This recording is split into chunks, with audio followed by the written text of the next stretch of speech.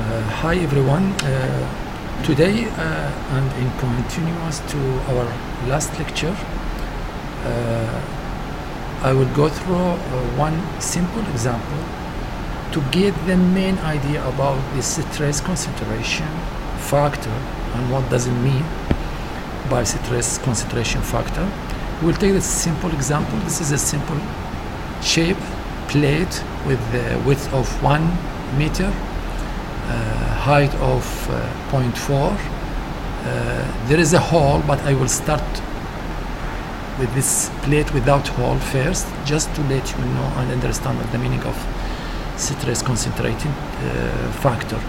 This hole diameter is 0.2. 1 times 0.4, thickness is 0.01. The elastic modulus is 2.07 to the power by 10 to the power of 11 Newton per meter square. Portion ratio is 0.29. Horizontal tensile, as you mentioned here, is just -1. As a pressure in this direction should be minus, so it's 1 Newton per meter square.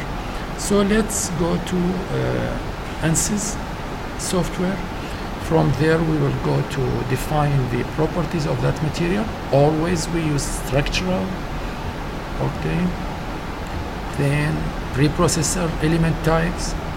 We will add an element which is solid as regular. Currently we always used 8 node 183. Okay, the options. In options, and to get the triangle elements, we will select triangle, stress, plane stress with thickness. Okay, close this window here and then go directly, and don't forget always to add the thickness from real constant. Add, select the plane which you already selected, plane 183, to add the thickness which is 0.01. okay, close, and then go to material properties. And from material properties, material models, also always structural, as I mentioned. It's linear, that means the stress strain is proportional. Elastic still also proportional, and the isotropic, here we will define that values which I mentioned, which is 2.07 to the power of 11, and portion ratio 0.29. okay, and close this window, also exit from here. Now let's go to modeling to create that shape with the specific dimensions, rectangular by 2 corners, 0 coordinate we will use, and the width, as I mentioned, it's 1 meter by 0.4 height. Okay, so this is the shape. Now let's go to meshing tool.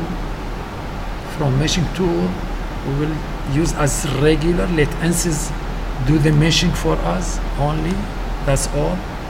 Okay, now let we go to the load to add to apply the structural displacement online. This is the boundary condition. We have to fix the split from this side, from the left side, in X direction. To catch it from X direction, UX, and you should put this displacement value should be 0. Then okay, so the boundary condition is here applied in X direction. Again on line, this line, we don't want this line to move vertically here to the Y direction, so applied in Y direction, also 0 displacement. Okay, then let we apply the pressure as required on line, this line. Okay, and then the value which is -1. Okay, so the value is here. Let's go to solution directly to solve current line steps and go. Okay, so we will get the solution done. Close all these windows and go to get the result from general post processor. From plot results, let me check the deformed shape, deformed and deformed, to see what happened exactly for this plate when we push it by 1 Newton per meter square. Okay, as you can see here, it is along in X direction. Here's decrease the width a little bit, and actually it is very small deformation, which is only 0.48, almost 0.5 to the power of -11. Is very small deformation here. If we go to contour plot and go to element solution and to check the stress in X direction, we will get the stress concentration in all the plate. The plate has no hole, has no edge, so the stress distributed uniformly in all the plate, which value of 1 Newton per meter square. This is the stress in X direction. Now, even if we go to refine the mesh, because this mesh is not good enough, even if we go to refine this mesh, before anything we need to remove, actually we need to remove the load. Instead of applying the load, we need to delete the load only.